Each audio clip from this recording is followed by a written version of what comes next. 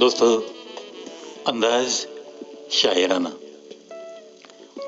बैठे हैं रास्ते में दिल का खंडहर सजाकर, बैठे हैं रास्ते में दिल का खंडहर सजाकर, शायद इसी तरफ से एक दिन बहार गुजरे, एक दिन बहार गुजरे।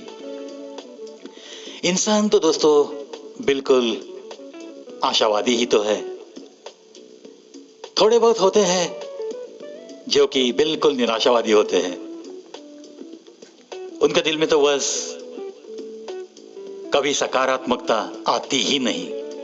ऐसे भी कुछ लोग होते हैं, और ऐसे जो लोग हैं जो खुद को सुधारने की कोशिश नहीं करते, उनको तो जिंदगी में खुशियां मिलना बहुत मुश्किल लगता है दोस्तों।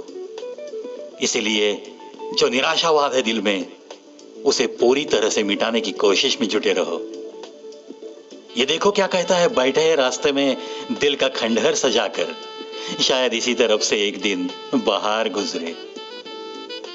बहुत गहराई है दोस्तों इन दो पंक्तियों में। आशा करता हूं आप पहुंच सकते हो उस गहराई तक। चोट के ऊपर चोट खाया हुआ सीने में दिल लेकर, फिर भी दिल में एक आशावाद रख के वो कहता है कि मेरे दिल का तो बस खंडहर हो चुका है, लेकिन फिर भी उसे सजाकर मैं तो बस बैठा हूं इसी जिंदगी की राह में, किस आशा पे, शायद कभी इसी तरफ से एक दिन फिर से बहार गुजरेगी। ऐसा ही कुछ कहना चाहता है वो। चलो, आशा करता हूं ऐसी कुछ बातें सुनने के बाद आपके दिल में जो आशावाद है वो जरूर बढ़ जाएगा और जिंदगी की खुशियां आपको ज्यादा से ज्यादा मिलती रहेगी। कम उम्र में मिला हुआ सुख इंसान को कभी समझदार नहीं बनने देता। कम उम्र में मिला हुआ सुख इंसान को कभी समझदार नहीं बनने देता, और कम उम्र में मिला हुआ दुख इंसान को समझदारी का उस्ताद बना देता है, इंसान को समझदारी का उस्ताद बना देता है। बिल्कुल सही बात है दोस्तों। देखो दोस्तों, जितनी चीजें आपको बचपन में आसानी से मिलती है, तो आपको उन वस्तुओं का, उन चीजों का इतनी सारी अहमियत आपके दिल में उन चीजों के बारे में नहीं रहती है, क्योंकि कम उम्र में मिला हुआ सुख किसी भी इंसान को कभी समझदार नहीं बनने देता। और अगर कम उम्र में आपको बहुत सारे दुख झेलने पड़ते हैं, तो न जाने कहां से आपके दिल में बस समझदारी बढ़ती जाती है, और समझदारी के बारे में आप उस्ताद कहलाते हो, क्योंकि ये समझदारी अपने आप आती है। जितना दुख, दर्द, पीड़ा बचपन में मिलती है, जवानी में मिलती है, उतना ही इंसान ज्यादा समझदारी से इस जिंदगी की राह पे कदम रखता है। ये तो एक बड़ी सच्चाई बताई है। चींटी से मेहनत, बगुले से तरकीब, और मकड़ी से कारीगरी सीखिए जनाब। क्या बात है। कहते हैं ना दोस्तों कि ये चींटी कितना मेहनत करती रहती है। देखिए ना आपने भी चींटियों की कतार। कहीं पर उनका अगर खाना है, ये उनके समझ में आया तो बस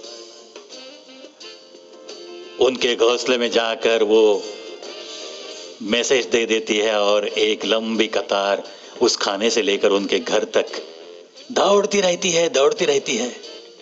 इसलिए शायर कहता है कि चींटी से मेहनत सीखो, बगुले से तरकीब। देखा है आपने, थोड़े से पानी में एक पैर ऊपर करके, सिर्फ एक पैर पे खड़ा होके घंटों तक बगुला किसी मछली की या किसी उसके अन्न का इंतजार करते हुए कैसे खड़ा रहता है। तो ये तरकीब अपना पेट भरने के लिए वो अक्सर इस्तेमाल करता है। इसलिए शायर कहता है कि बगुले से तरकीब सीखो और मकड़ी से कारीगरी। वैसे तो ये मकड़ी जाल बिछाती है, वो उसका मकान भी होता है, और उसका एक निवाला मिलाने का तरीका होता है, लेकिन उसमें बहुत सारी कारीगरी होती है। जो भी छोटे छोटे मच्छर वगैरह कीटक होते हैं, वो उड़ते हुए वहां तक आते हैं, उन्हें दिखता भी नहीं है। ऐसे वो जाल बिछाती है, ऐसी कारीगरी होती है और अपना पेट भर लेती है। चलो कोशिश करेंगे, चींटी जैसी मेहनत करते रहेंगे, बगुले जैसी तरकीब दिमाग में जरूर लाएंगे और मकड़ी से थोड़ी कारीगरी सीखने की कोशिश भी करेंगे। जीवन को अपने कल से थोड़ा आज बेहतर जरूर बनाएंगे, जरूर बनाएंगे। इन्हीं बातों के साथ दोस्तों आज के अंदाज शायराना से अलविदा कहता है ये प्रवी। अब तक के सफर में साथ देने का बहुत बहुत शुक्रिया।